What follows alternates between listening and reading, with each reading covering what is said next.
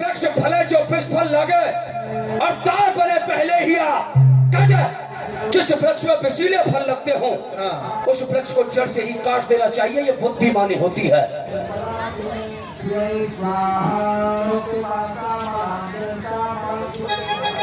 बस्तीर जी ने विचार किया, हे राजन, ये अत्याचार तुम कर रहे हो। इस अत्याचार को मैं कदाप नहीं देख सकता। नहीं देख सकते हो? नहीं। इसका एक उपाय है, सुंदर उपाय है मेरे पास। क्या उपाय है बताओ? अपनी दोनों आंखें फोड़ लो, उधर को मुंह मोड़ लो।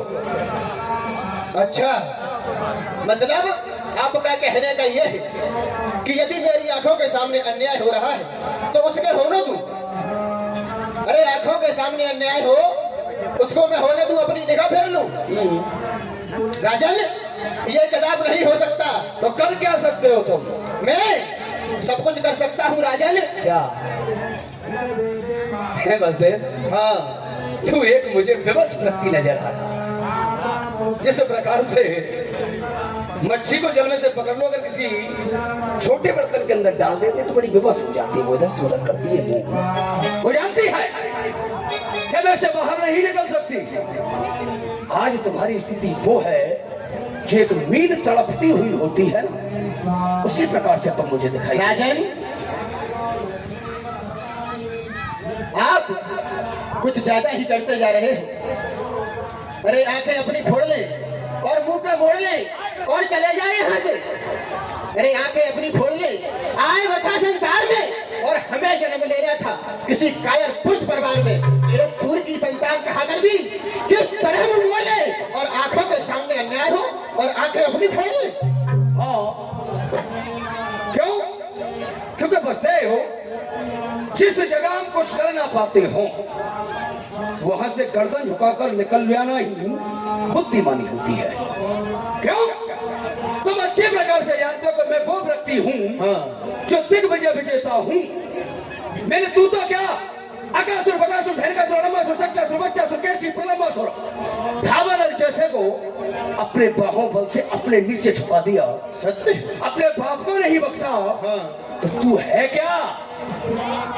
क्योंकि पट्टा लग नहीं पाएगा हम वीरों की आन में, और निकली हुई खड़क कभी जा नहीं सकती वापस म्यान में। राजन, तुम हेमाती हो इसके तो तुम भी यमपुर जाओगे। नारी तो होती नर पे सती, लेकिन तुम सत्ता नौरी पर हो जाओगे। राजन, अब नहीं बच पाओगे बेटे। अरे बट्टा लग भी सकता है तुम वीरों की शान में। सुन भी लिया करो। और बिना रक्त तलवार जा ही सकती है म्यान में। वो कैसे? भाई समझ, कैसे जा सकती है। कैसे जाएगी बता दूंगा टाइम आने पर। अरे बसदेव, शायद जो देवताओं ने देववाणी की थी सुनी नहीं। हा? आज हनुना प्राण ये बाला और मिटे ना उड़ते सोचा पिछड़ा। अगर मैं आज देवकी को नहीं मारता हूं तो मेरे हृदय के अंदर जो सोच है वो कभी समाप्त नहीं होगा। और रही बात जो तुम लवर लवर कर रहे हो, हम जान रहे हो तुम्हें चिंता किस चीज की खाई जा रही है। चिंता खा रही है कि बटेश्वर से बारात लेकर यहाँ आए हो तो फिकर दुल्हन लिए यहाँ से बारात वापस जाएगी, लेकिन ऐसा नहीं होगा। कन्या ब्याहे और तो देहूं, कन्या ब्याहे और तो देहूं, और यह माल में सोचा मिटे। तुझे केवल यही नहीं, मुझे देवकी को मारने दे। उससे अलावा देव कन्या, दत्त कन्या, गंधर्व कन्या, नाग कन्या, तू जिस कन्या के साथ चाहेगा मैं तेरा विवाह कराऊंगा, लेकिन इसे मैं अवश्य मारूंगा। स्मरण रख, मैं वो ही कंस हूं तो कई युद्धों में तेरा भी साथ दे चुका हूं। ये मैं क्या देख रहा हूँ? ये राजा बहुत ही बड़ा अत्याचारी है।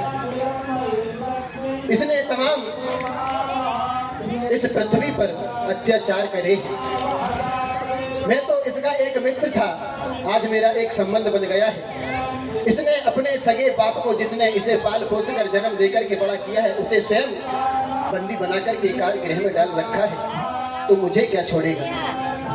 क्यों नहीं, मुझे इससे कुछ विनती करनी चाहिए। गए वसुदेव कंस की शरणा, हम दो नाथ तुम्हारी शरणा। हे राजन, मैं आपसे कुछ विनती करना चाहता हूँ। अबे ओ वसुदेव, तू तो गिरगिट से भी बदतर है। हाँ? अभी तू अपने शब्द को से तीव्र बाण चला रहा था कि जो मेरी बराबरी कर रहा था, लेकिन अब हाथ जोड़कर मैंने कहे वसुदेव ये कर तू। परी परी जोरी, राजन सुनो बिने कुमोरी। हे राजन, मेरी विनय सुनो।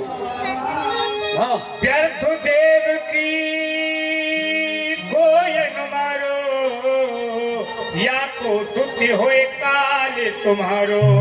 हे राजन, आप देवकी को मत मारो।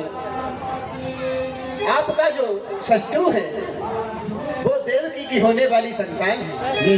सब सुतिया के हमसे लीजिए, जीवदान तुम या को दीजिए। हे राजन, देवकी के उदर से जो भी संतान पैदा होगी मैं आपको ला करके दे दूंगा, परंतु आप देवकी को प्राण दान दीजिए। ए वसुदेव, तुझे मैं क्या लगता हूँ? तूने कोई मुझे नादान बच्चा समझ रखा है क्या? पालने में भूल रहा हूँ मैं। राजन, अबे वसुदेव, हाँ आज तरह के पृथ्वी पर हाँ, कोई भी ऐसा राजा नहीं हुआ जिसने अपने पुत्र को जन्म लेते ही किसी भूखे सिंह के सामने डाल दिया होगा, ले खाकर चला जा। तू यह जानता है हाँ, कि जो तू कह रहा है कि 8 पुत्रों को मैं मार डालूंगा अगर तू मुझे ला कर देगा, हाँ। क्या ऐसा कर पाएगा? राजन, केवल के हवा में तीर चल रहे हैं, जहां लगे वहां ठीक है। राजन, आप एक छत्री हो तो मैं भी एक छत्री हूँ। अच्छा, मैं ये वचन देता हूँ कि देवकी के उदर से जो भी संतान जन्म लेगी मैं उसको ला करके दूंगा। मुझे ऐसे विश्वास नहीं होता। फिर कैसे विश्वास? दिन के राजा सूर्य, रात्रि का राजा चंद्रमा, हाँ, इन दोनों को साक्षी रखकर अच्छा, द्वितीय जिस धर्म का पालन तुम करते हो, जिस सत्य पर रहते हो, हाँ, उसकी शपथ उठाकर तिरवाचा दो मुझे कि जो कह रहे हो वो पूरा करोगे, तब मैं कुछ सोचूंगा। ठीक है राजन, यदि ऐसी बात है तो मैं ये भी वचन तैयार देता हूँ। राजन, दिन के देवता सूर्य देव और रात के देवता चंद्र देव, इन दोनों को साक्षी मान करके मैं आपको वचन देता हूँ कि देवकी के उदर से जो भी संतान होगी उसे लाकर दूंगा। यहाँ पर श्रीमान वसुदेव जी ने चतुर नीति का प्रयोग किया, और जिस समय कंस के लिए तिरमाचा दे रहे थे उस समय मुख से 2 बार बोला था और हाथ से 3 बार हिलाया था। बोलो, तुमने वचन दिया है, हाँ, लेकिन फिर भी एक किंतु लगी हुई है। क्या बताओ? किंतु ये है वसुदेव हाँ, कि देवकी पर बलिहार सब कुछ, ये बात है क्या बड़ी? और कंगन वाले हाथों में मैं डलवाऊंगा। हद करी राजन, तक 8 पुत्र जन्म लेकर नहीं आ जाते, हाँ, तुम दोनों को मेरी कारावास में रहना होगा। राजन, मंजूर है? तुम्हारी ये शर्त भी मुझे मंजूर है। ओहो वाह, विदूषक। कंस ने देवकी के हाथों में हथकड़ी और पांव में बेड़ी डाल करके देवकी और वसुदेव को बंदी गृह में डालने लगा। और वक्त को ध्यान देंगे कि लीला रात्रि में 9:30 बजे से होगी, तो सभी भक्त रात्रि में भगवान की लीला देखने के लिए अवश्य पधारेंगे। और रात की जो लीला होगी वह होगी कृष्ण जन्म, तो अधिक से अधिक संख्या में पधारे और 9:30 बजे से लीला का आनंद लें। इनको ले जाओ, ले जाकर कारावास के अंदर डालो। हमने सोचा कि राज्य में कुछ खुशियां मनाएंगे, कुछ अच्छा कार्य करें, विवाह करें, लेकिन क्या करें? यह पति ब्रह्मा ये नहीं चाहता कि मेरे हाथों से कोई शुभ कार्य हो, तो नहीं होगा और पाप होगा। ले जाओ, जेल मंगलमयी होने लेकर जाओ। विघ्ना तेरे लेख किसी की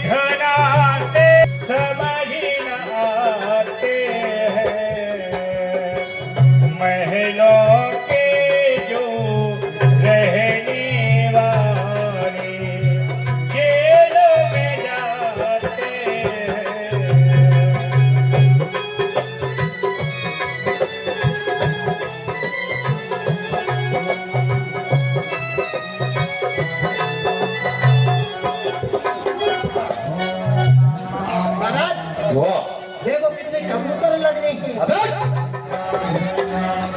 इसे कहा जाता है समय का चक्र। समय कब बदलता है कोई नहीं जानता। कुछ समय पहले मैं इन दोनों व्यक्तियों को विदा करने के लिए रथ में रथवान बनकर जा रहा था, लेकिन आज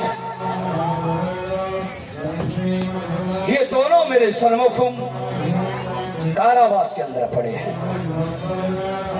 अरे जिस बहन की आंखों में कभी मैंने एक अश्रुपात नहीं देखा, लेकिन आज वो इन कारावास के अंदर पड़ी पड़ी बड़े आराम से बोल रही है। वाह, अति उत्तम हो महाराज, बुआ जी को बाहर निकाल लो, बेचारी बड़ी परेशानी जेलों में। तो फिर इसे निकाल कर तेरे खानदान को डाल दो। मैं ऐसा तो फूफा जी को निकाल लो, मुझे अंदर कर दो। पहला सख्त कर दो, सख्त होगा। जेलों का जो भी समाचार हो हमें अवगत कराया जाए। बिल्कुल होगा। बंद करो इन्हें, बंद करो इन्हें। उन्हें